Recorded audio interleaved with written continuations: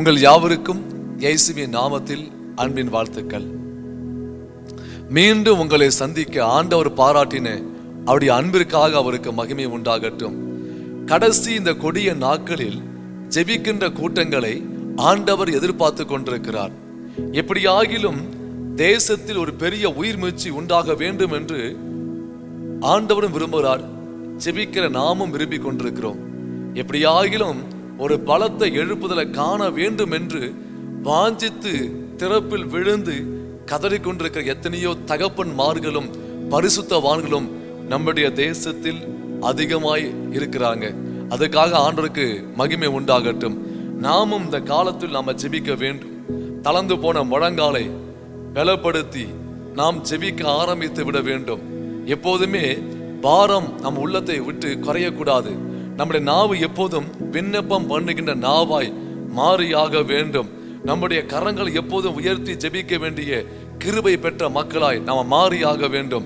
நம் தேசம் மீட்கப்படுற வரையிலும், நம் தேசம் ரட்சிக்கப்படுற வரையிலும், ஆண்டவர் இறங்கி ஒரு பலத்தை எழுப்புதலை கொடுக்கிற வரையிலும் ஆண்டவருடைய பிரசனத்தில் விழுந்து நாம் கதறியாக வேண்டும் என்று வாஞ்சிக்கிற உங்களுக்கான ஆண்டவரை துதிக்கிறேன். அல்லேலூயா. நம்முடைய தேசம் கண்டிப்பாக மீட்கப்படும். தேசமே பயப்படாதே, மகிழ்ந்து களி கூறு. கர்த்தர் பெரிய காரியம் செய்வார். தேவன் எதிர்பார்க்கிற மக்கள் யார் தெரியுமா? மன்றாடி ஜெபிக்கிற மக்களை ஆண்டவர் எதிர்பார்க்கிறார். பெருமூச்சு விட்டு தேசத்தின் அருவருப்பக்காய் கதறுகின்ற கூட்டத்தை ஆண்டவர் எதிர்பார்க்கிறார். இடுப்பு நொறுங்கும்படி ஆண்டவருடைய பிரசனத்தில் பெருமூச்சு விட்டு மண்டபத்துக்கும் பலிபீடத்துக்கும் இடையே விழுந்து கிடக்கிற மக்களை ஆண்டவர் எதிர்பார்த்து கொண்டிருக்கிறார். ஆண்டவருடைய பிரசனத்தில் நின்று சொல்றேன், அந்த கூட்டத்தில் நாமும் ஒருவராய் காணப்பட வேண்டும். அல்லேலூயா. இந்த செய்தி உங்களோடு ஆண்டவர் பேசிக் கொண்டிருக்கிறார். ஆண்டவர் தம்முடைய பாரத்தை சுமக்கும்படியாய் அழைக்கப்பட்ட கூட்டங்கள் நீங்க. ஆண்டவர் தம்முடைய வலியை சுமந்து திறப்பில் நின்று ஜெபிக்கும்படியாய் தெரிந்து கொள்ளப்பட்ட கூட்டங்கள் நீங்க. நாம் இணைந்து ஜெபிக்க வேண்டிய காலங்கள், இன்னும் சொல்லப்போனால் நேரங்கள். இந்த ஜெப யுகத்தில் நம்முடைய ஜெபங்களும் கலந்தாக வேண்டும். இணைந்து நம்ம ஜெபிப்போம். நாளும் கூட எவ்விதமாய் ஜெபிக்க வேண்டும், அல்லது நம்முடைய ஜெபங்கள் எவ்விதமாய் இருக்க வேண்டும் என்பதை குறித்து நம்ம தியானிக்க போகிறோம். எடுத்து வாசிங்க.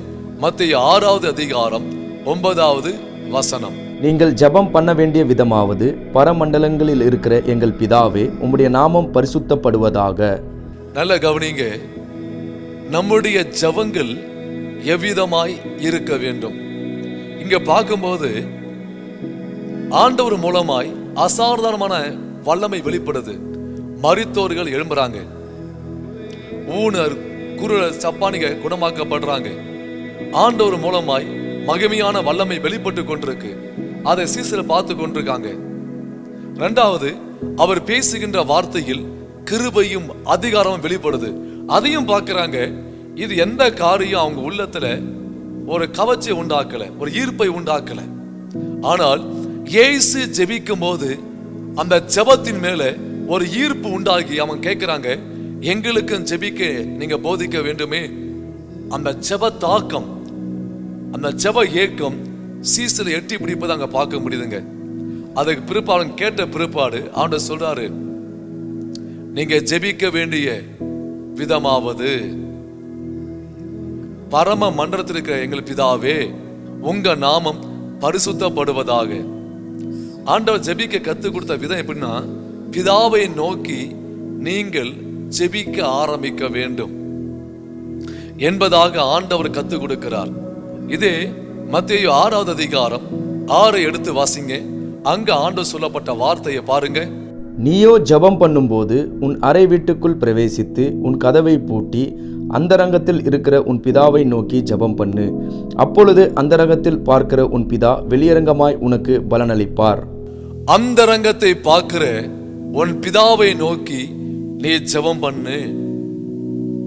ஆண்டவர் சொல்லி கொடுத்த விதம் எப்படின்னா, நம்முடைய ஜெபங்கள் வேறு யாரை நோக்கியும் வேறு எந்த நாமத்தை நோக்கியும் நம்முடைய ஜெபங்கள் இருக்கக்கூடாது. நம்முடைய ஜெபங்கள் பிதாவை நோக்கி இருக்க வேண்டும். சொல்றோம் பாருங்க, எப்படி ஜெபம் பண்ணலாம்? அன்பின் பரலோக பிதாவே அப்படின்னு ஆரம்பிக்கலாம். இல்ல பரலோக பிதாவே, நேசிக்கிற பிதாவே, அந்த பிதாவை நோக்கிதான் நம்முடைய ஜெபங்கள் அமைய வேண்டும். பவுல் சொல்றாரு, எபேசியர் 3வது அதிகாரம் 15வது வசனத்தை நீங்க எடுத்து வாசித்து பாருங்க. எபேசியர் 3:15. நம்முடைய கர்த்தராய் இருக்கிற இயேசு கிறிஸ்துவனுடைய பிதாவை நோக்கி முழங்கால் படியிட்டு. நம்முடைய கர்த்தராய் இருக்கிற இயேசு கிறிஸ்துவின் பிதாவை நோக்கி முழங்கால் படியிட்டு. அப்பனா ஜெபம் என்றாலே பிதாவை நோக்கி மட்டும்தான் இருக்க வேண்டும். பிதாவை நோக்கி மட்டும்தான் இருக்க வேண்டும். அப்படியாப்பட்ட ஜெபம்தான் ஆண்டவருடைய பார்வையில் மதிப்பு மிக்க ஜெபமாய், ஏற்றுக்கொள்ளப்பட வேண்டிய ஜெபமாய் காணப்படும். இன்னைக்கு எத்தனையோ ஜெபங்கள் தேசத்தில் விரயமாய் கொண்டிருக்கு. ஆரம்ப நாட்கள்ல நம்ம ஜெபித்தோம், ஜெபங்களை ஏற்றுக்கொண்டார். ஆனால் ஆண்டவர் அறிகின்ற அறிவை அடைந்த பிற்பாடு நம்முடைய ஜெபத்தின் தன்மை மாறியாக வேண்டும். நம்முடைய ஜெபத்தின் காரியங்கள் கட்டாயம் மாறியாக வேண்டும். ஏன் பிதாவை நோக்கி நம்ம ஜெபிக்க வேண்டும்? யாக்கோபு 1வது அதிகாரம் 17வது வசனத்தை எடுத்து வாசித்து பாருங்க. நன்மையான எந்த ஈவும் பூர்ணமான எந்த வரமும் பரத்திலிருந்து உண்டாகி ஜோதிகளின் பிதாவினிடத்திலிருந்து இறங்கி வருகிறது. அவரிடத்தில் யாதொரு மாறுதலும் யாதொரு வேற்றுமையும் நிழலும் இல்லை. நன்மையான எந்த ஈவும் பரிபூர்ணமான எந்த வரமும் பரத்தில் உண்டாகி பிதாவின் மூலமாய் நமக்கு இறங்கி வருவதாக கர்த்தருடைய வார்த்தை எழுதப்பட்டிருக்கு. சகல நன்மைக்கும் சகல வரங்களுக்கும் சகல காரியத்துக்கும் ஊற்று யார் என்றால் பிதாவாகிய தேவன். அவர் மூலமாக தான் நமக்கு நன்மை கிடைக்க வேண்டும். அவர் மூலமாக தான் நம்ம ஜெபங்கள் கேட்கப்பட்டு சகலமும் கிடைக்க வேண்டும். அதான் இயேசு சொல்றாரு, பிதாவை நோக்கி ஜெபம் பண்ணுங்க. பவுலும் சொல்றாரு, பிதாவை நோக்கி முழங்கால் படியிட்டு ஜெபம் பண்ணுங்க. அப்பனா நம்ம கற்றுக்கொள்ள வேண்டிய முதல் பாடம் என்னன்னா, பிதாவை நோக்கி நம்ம ஜெபிக்க வேண்டும். 2வது பாருங்க, நாம் ஜெபிக்க வேண்டிய விதம் எடுத்து வாசிப்போம். யோவான் 15வது அதிகாரம் 16வது வசனம் எடுத்து வாசிப்போம். நீங்கள் என்னை தெரிந்து கொள்ளவில்லை, நான் உங்களை தெரிந்து கொண்டேன். நீங்கள் என் நாமத்தினாலே பிதாவை கேட்டுக்கொள்வது எதுவோ அதை அவர் உங்களுக்கு கொடுக்கத்தக்கதாக நீங்கள் போய் கனி கொடுக்கும்படிக்கும் உங்கள் கனி நிலைத்திருக்கும்படிக்கும் நான் உங்களை ஏற்படுத்தினேன். என் நாமத்தில் கேட்டுக்கொள்வது எதுவோ. 2வது நம்ம கற்றுக்கொள்ள வேண்டிய காரியம் என்னன்னா, பிதாவை நோக்கி இயேசுவின் நாமத்தில் நாம் ஜெபிக்க வேண்டும். அதே யோவான் 6வது அதிகாரம் 23வது வசனத்தை வாசிக்க நம்ம கேட்போம். அந்த நாளிலே நீங்கள் என்னிடத்தில் ஒன்றும் கேட்க மாட்டீர்கள். மெய்யாகவே மெய்யாகவே நான் உங்களுக்கு சொல்லுகிறேன், நீங்கள் என் நாமத்தினாலே பிதாவினிடத்தில் கேட்டுக்கொள்வது எதுவோ அதை அவர் உங்களுக்கு தருவார். என் நாமத்தில் கேட்டுக்கொள்வது எதுவோ அதை பிதா கொடுப்பார்.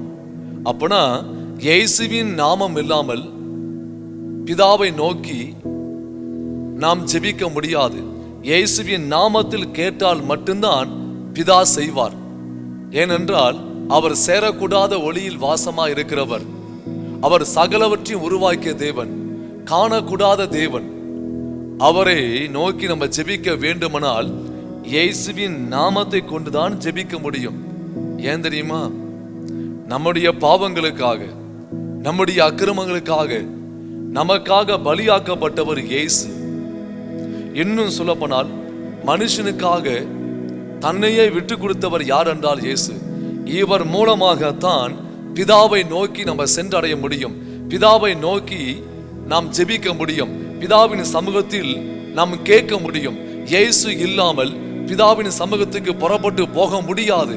பிதாவிடத்தில் சேர வேண்டிய சாக்கியத்தை கொடுத்தவரும் இந்த இயேசுதான். எடுத்து வாசித்து பாருங்க. எபேசியர் 3வது அதிகாரம் 12வது வசனம். அவரை பற்றும் விசுவாசத்தால் அவருக்குள் நமக்கு தைரியமும் திட நம்பிக்கையோடு தேவனிடத்தில் சேரும் ஸ்லாக்கியமும் உண்டாயிருக்கிறது. அவரிடத்தில் சேர வேண்டிய ஸ்லாக்கியத்தை கொடுத்தது நமக்கு இயேசுதாங்க. அவர் இல்லாமல் பிதாவிடத்துல போக முடியாது. நம்முடைய ஜெபங்கள் கேட்க வாய்ப்பு கிடையாது. சில ஜெபம் பண்ணுவாங்க, தோத்தரிக்கிற ஆண்டவரேன்னு சொல்லிட்டு ஆரம்பிப்பாங்க. ஆரம்பிச்சு வாளும் இருக்காது, தலையும் இருக்காது. இன்னும் சொல்ல போனால் ஃப்ரம் அட்ரஸ் இருக்காது, டு அட்ரஸ் இருக்காது. ஒரு கடிதம் போடுறோம்னு வச்சுங்க, கடிதத்தை நல்லா தெளிவாக எழுதிட்டு அதில் ஃப்ரம் அட்ரஸும் இல்லை, டு அட்ரஸும் இல்லை, அந்த கடிதம் போய் சேருமா? யோசித்து பாருங்க, ஒரு காலம் அது போய் சேராது. ஒருவேளை ஃப்ரம் அட்ரஸும் டு அட்ரஸும் சரியா இருந்துட்டு உள்ள இருக்கிற மேட்டர் சரியில்லாம் கூட சரி, அந்த கடிதம் கண்டிப்பா போய் சேர்ந்துடும். இன்னைக்கு நமக்கு ஃப்ரம் அட்ரஸ் டு அட்ரஸ் யார் என்றால் ஏசப்பா நாமம் மட்டும்தாங்க. அந்த நாமம் இல்லாமல் பிதாவின் சமூகத்துக்கு நம்முடைய ஜெபங்கள் போகாது. வேற எந்த நாமத்திலும் ஜெபிக்க முடியாது, வேற எந்த நாமத்திலும் கேட்க முடியாது. மனுஷனுக்கும் அவருக்கு நடுவாக மத்தியஸ்தர் யார் என்றால் இயேசு மட்டும்தாங்க. இயேசு மட்டும்தான்.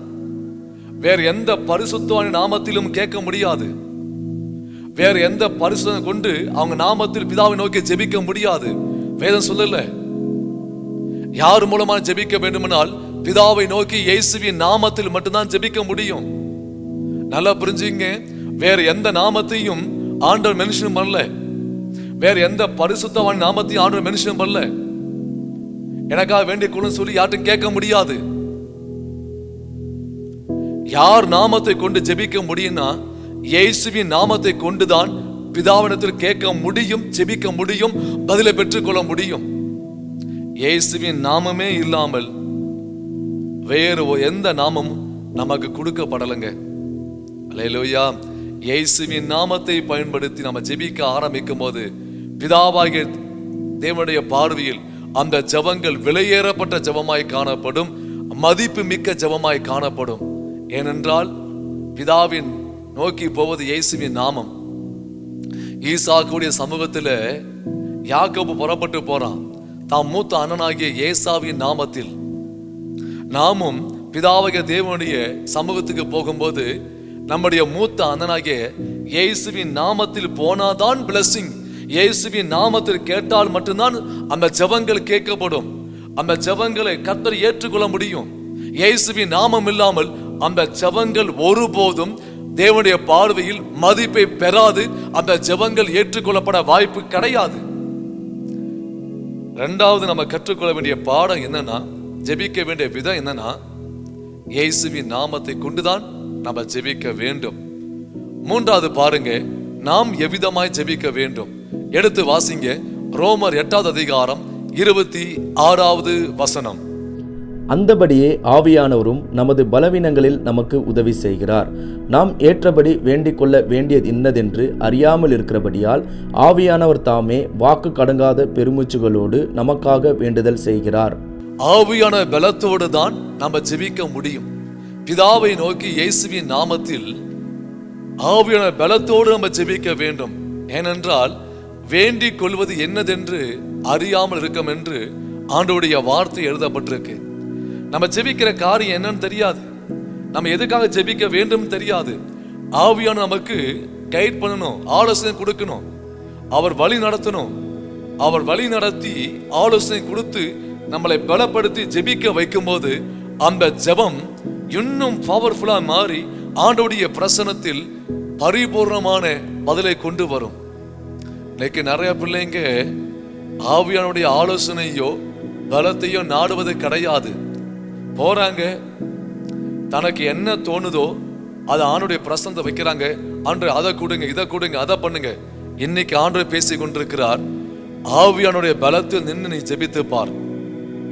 பிதாவின் ஆழத்தையும் நீளத்தையும் அறிந்தவர் அவர்தான். அவருக்கு தெரியும் எந்த ஜெபங்கள் கேட்கப்பட வேண்டும், என் மகனுக்கு என்ன தேவை உண்டு, என் மகனுக்கு என்ன காரியம் வேண்டும், எந்த விதமான காரியம் போராடி கொண்டிருக்கு என்பதை கர்த்தருடைய ஆவியானவர் அறிவார். அவர் உதவி செய்து அவர் வழி நடத்தி ஜெபித்தால் அந்த ஜெபங்கள் மதிப்பு மிக்க ஜெபங்களாய் மாறும்.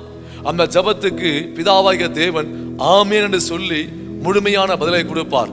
இன்னும் சொல்ல போனால் சரியான பதிலை கொடுத்து ஆண்டவர் ஆஸ்வதிப்பார். இன்னைக்கு ஆண்டவர் பேசிக் கொண்டிருக்கிறார், நீ மூன்றாவது உன் ஜெபங்கள் எப்படி அமைய வேண்டுமானால் ஆவியான பலத்தில் நின்று ஆவியான வழி நடத்தி நீ ஜெபிக்க ஆரம்பிக்க வேண்டும்.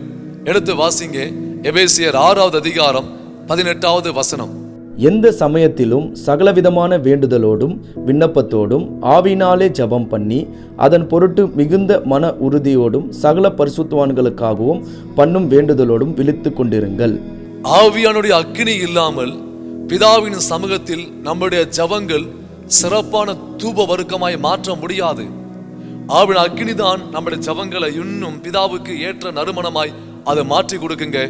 ஆவின் ஆலோசனை இல்லாமல் ஜெபிக்கிற எந்த ஜெபங்களும் பிதாவாகிய தேவனுக்கு முன்பாக சரியான ஜெபமாய் இருக்க வாய்ப்பு இல்லை. இன்னும் சொல்ல போனால் ஆவியான உதவி செய்யாமல் ஆவியான ஆலோசனை கொடுக்காமல் நம்ம ஜெபிக்கிற ஜெபங்கள் எப்படி இருக்குன்னா நம்முடைய சொந்த இச்சையை நிறைவேற்றுற ஜெபமா இருக்கும், சொந்த தேவையை நிறைவேற்ற ஜெபமா இருக்கும்.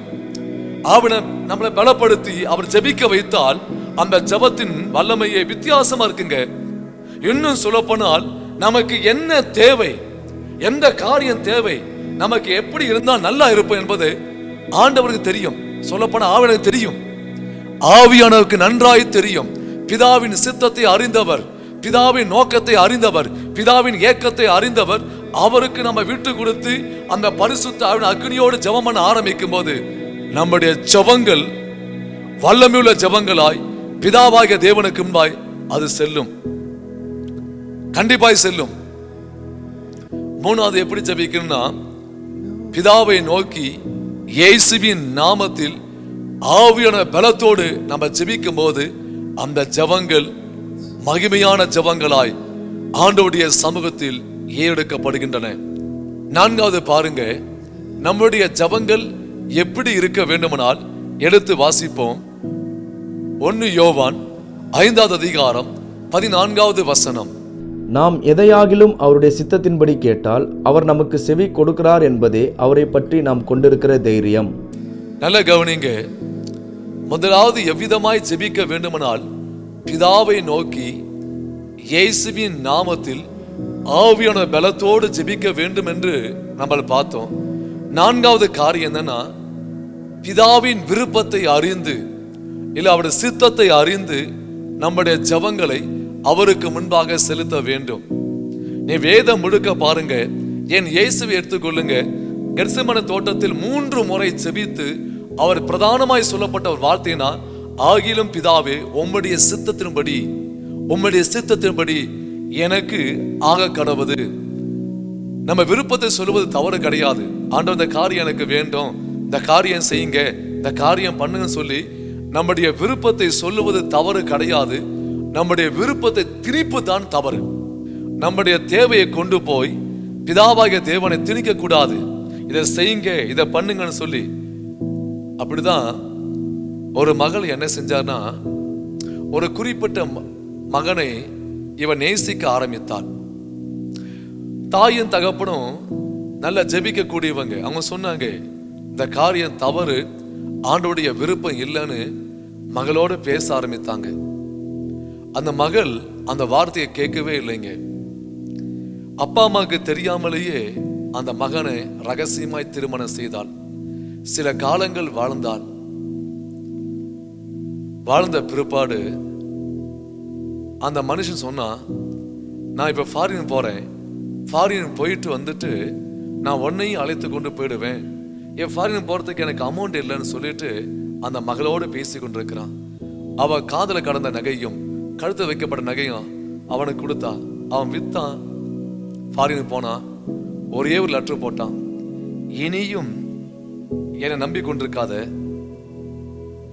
உனக்கு நான் கடிதம் போட மாட்டேன், உன் வாழ்க்கையை நீ பார்த்துக்கொள் என்று அவன் லெட்டரை எழுதி மேற்கொண்டு ஒரு போன் காலும் அவன் செய்யல.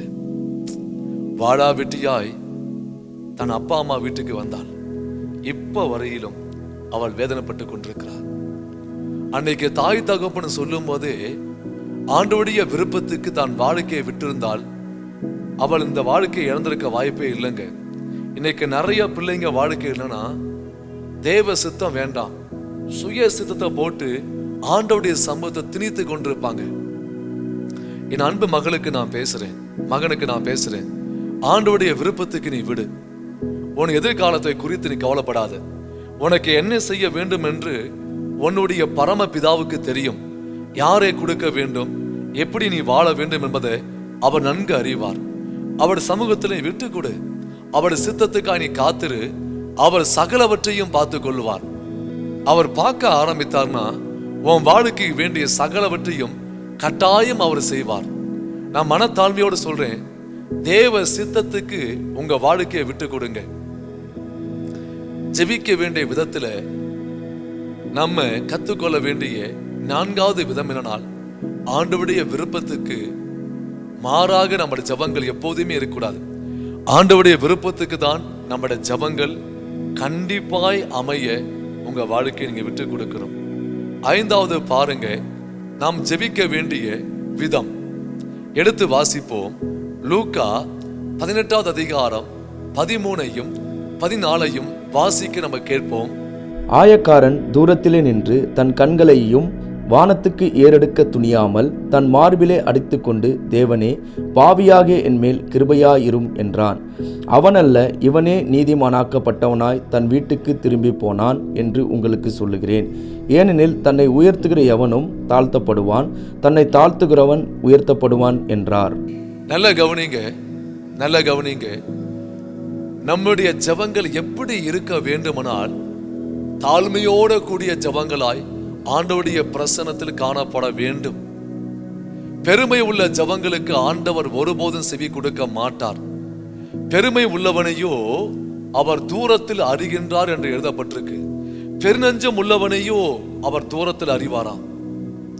பெருமையான ஜெபங்கள் ஒருபோதுமே ஆண்டவருடைய சமூகத்தில் அங்கீகாரத்தை பெற வாய்ப்பே கிடையாது. எல்லாவற்றையும் மன்னிக்கிற ஆண்டவருக்கு பெருமை உள்ளவனை மன்னிப்பது சற்று சிரமங்க. அதான் வேதம் எழுதப்பட்டிருக்கு, பெருமை உள்ளவனுக்கு நான் எதிர்த்து நிற்கிறேன். யோசித்து பாத்தீங்களா? மற்ற எந்த பாவத்துக்காகிலும் நான் எதிர்த்து நிற்பேன் என்று தேவன் சொன்னது உண்டா? ஆனால் பெருமை உள்ளவனுக்கு நான் எதிர்த்து நிற்கிறேன். அப்பனா நம்முடைய ஜெபங்கள் எப்படி இருக்க வேண்டுமானால் தாழ்மையோட கூடிய ஜெபங்களாய் ஆண்டவருடைய பிரசன்னத்துக்கு நம்ம ஜெபிக்க போகணும். பிதாவை நோக்கி நம்ம ஜெபிக்கணும். அதுவும் இயேசுவின் நாமத்தில் ஜெபிக்கணும். ஆவியான பலத்தோடும் அவர் கொடுக்கிற ஆலோசனை ஜெபிக்கணும். அடுத்து பார்த்தோம், பிதாவின் சித்தத்துக்கு மட்டும்தான் நம்ம ஜெபிக்கணும். இப்ப 5வதா பார்த்து கொண்டிருக்கிறோம், தாழ்மையோட கூட நம்முடைய ஜெபங்கள், ஜெப தூபங்கள் ஏறெடுக்கப்பட வேண்டும் என்று கர்த்தர் விரும்பி கொண்டிருக்கிறார். மகனே, மகளே, கர்த்தர் உன்னோட பேசி கொண்டிருக்கிறார். உன் பெருமைக்கு அவன் பார்க்கிறாங்க, இவங்க பார்க்கிறான்னு சொல்லிட்டு பெருமைக்காய் ஜெபிக்கிற எந்த ஜெபத்தையும் ஆண்டவருடைய சமூகம் ஏற்றுக்கொள்ளாது. நான் அப்பப்போ ஒரு வார்த்தை சொல்லுவேன், எல்லா ஜெபங்களையும் தூக்கி போட பரலோகம் ஒன்றும் குப்பை தொட்டி கிடையாது, கண்டிப்பா கிடையாது. சில ஜெபங்கள் பரலோகம் ஏற்றுக்கொள்ள வாய்ப்பே கிடையாது. அதுவும் குறிப்பாய் பெருமை உள்ள ஜெபங்களை தேவன் அங்கீகரிக்க மாட்டார். அப்படியாப்பட்ட நபரையும் கர்த்தர் ஏற்றுக்கொள்ள மாட்டார். காயினையும் அவன் செலுத்திய பலியும் கர்த்தர் ஏற்றுக்கொள்ளல. ஆபேலையும் அவன் செலுத்திய பலியும் கர்த்தர் அங்கீகரித்தார். முதல்ல தாழ்மை உள்ள மனுஷன் நடந்து கொள்ளணும். நம்முடைய ஜெபங்கள் எப்போதும் தாழ்மை உள்ள ஜெபங்களாய் ஆண்டவருடைய பிரசன்னத்தில் காணப்பட வேண்டும். அதுதான் கனமிக்க ஜெபங்கள். கடைசியாய் பார்த்து நம்ம முடிப்போம். நம்முடைய ஜெபங்கள் எவ்விதமாய் அமைய வேண்டுமானால் எடுத்து வாசிப்போம். பிலிப்பியர் 4வது அதிகாரம் 6வது வசனம். நீங்கள் ஒன்றுக்கும் கவலைப்படாமல் எல்லாவற்றையும் குறித்து உங்கள் விண்ணப்பங்களை ஸ்தோத்திரத்தோட கூடிய ஜெபத்தினாலும் வேண்டுதலினாலும் தேவனுக்கு தெரியப்படுத்துங்கள். நன்றியோடு நம்ம ஜெபங்கள் கட்டாயம் இருக்கணும். ஸ்தோத்திரத்தோடு நம்முடைய ஜெபங்கள் கண்டிப்பா இருக்கணும். நல்ல கவனிங்க, பெற்றுக்கொண்ட அத்தனை காரியத்துக்காகவும் நன்றி சொல்லி முடிக்கின்ற ஜெபங்களாய் நம்முடைய ஜெபங்கள் அமைய வேண்டும். இன்னைக்கு நன்றி உள்ள இதயத்தை பார்ப்பது ரொம்ப கஷ்டமா இருக்குங்க. ஆண்டவருடைய சமூகத்தை அவங்க மன்றாடி நிற்பாங்க, கண்ணீரோட கேட்பாங்க, தேவனும் இறங்கி செய்வார். நன்மையை பெற்றுக்கொண்டு அவங்க தேவனுக்கு முதுகை காட்டுவாங்க.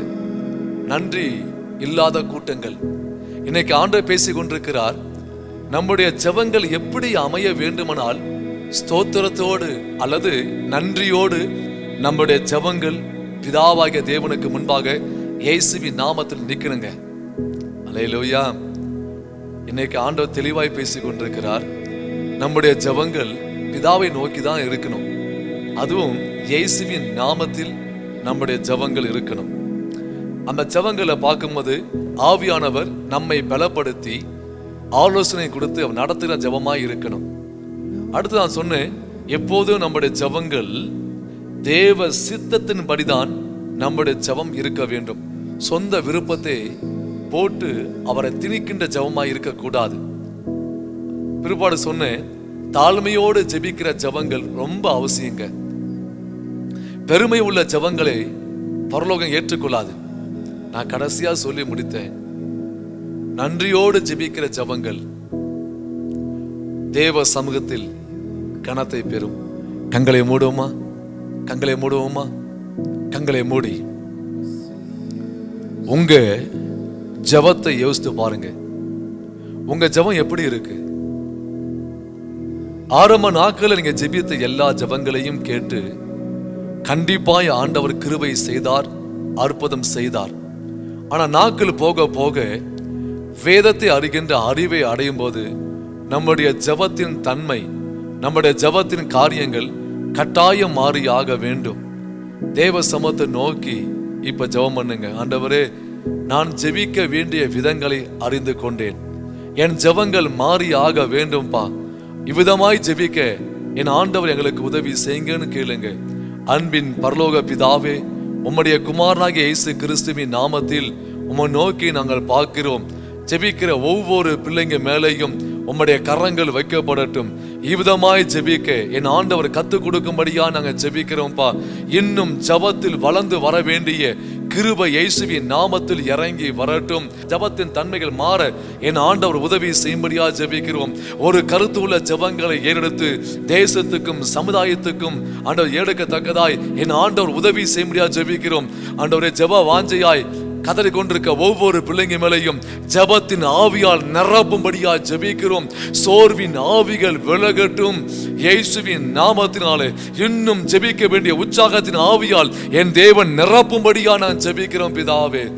ஜெபங்களை கற்றுக்கொண்டு இன்னும் அதிகமாய் ஜெபிக்கத்தக்கதான வாஞ்சையும் ஏக்கங்களையும் என் தேவன் தரும்படியா நான் ஜெபிக்கிறேன். இந்த செய்தியை கேட்டு என்னோடு ஜெபிக்கிற ஒவ்வொரு பிள்ளைங்க மேலையும் ஒரு விசேஷித்த ஜெப வல்லமை வைக்கப்படுவதாக, இவங்க ஜெப வாழ்க்கை தட்டி எழுப்பப்படுவதாக. தேவன் அப்படியே சிறுகாய் மக்கு நன்றி. உங்க பரிசுத்தமான நாமத்தை மகிமைப்படுத்துங்க. இயேசுவின் நாமத்தில் ஜெபிக்கிறோம் பிதாவே, ஆமென். மறக்காதீங்க, இது ஜெபிக்க வேண்டிய ஒரு காலங்கள். நம்முடைய ஜெபங்கள் சரியாய் எழும்புமானால் சிங்காசனத்தை அசைக்க முடியும். இன்னும் சொல்ல போனால் தேசத்தையும் அசைக்க முடியும். கர்த்தர் உங்களோட கூட இருப்பாராக. God bless you.